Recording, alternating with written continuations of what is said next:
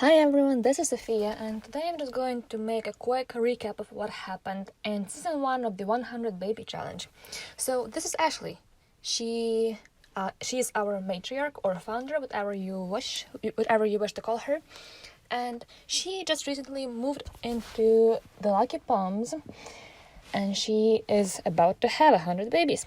So in the first episode, we tried to seduce a celebrity and failed miserably to impress them. So we just went for a guy from a library and had our first kiss in a bathroom. This guy is Ezekiel Reed, and remember him because he is not going anywhere. So in the second episode, we had Giselle, our first baby, and by the end of it, we were pregnant again with a baby of a university mascot. In the third episode, at the very beginning, we had a baby boy, Cristiano, and struggled for the rest of the episode to meet a new man. But remember Ezekiel? Well, he made a comeback in the form of a creepy stalker.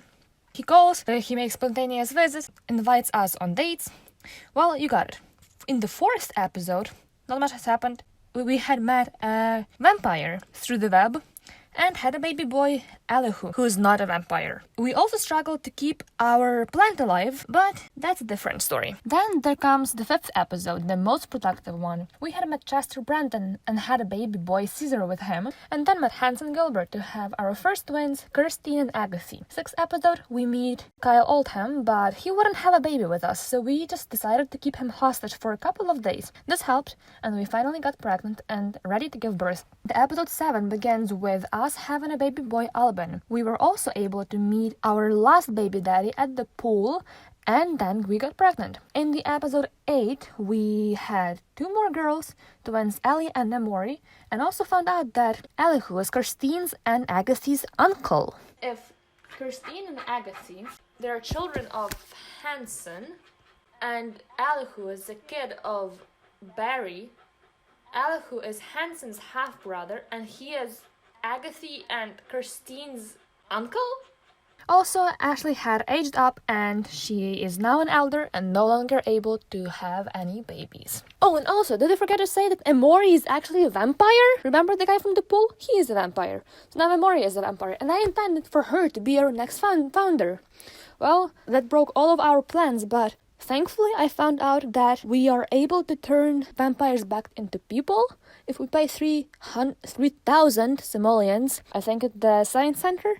Well, we're going to find out if that's actually true in the next season. Finally, in the last 9th episode, we grinded out to age up Ellie and Amori as soon as possible. This is where I wanted season 1 to end, and I was going to wait until Amori and Ellie were able to age up into young adults. But of course, a lot of things happened in between these points. Let me just give you a quick rundown of what happened.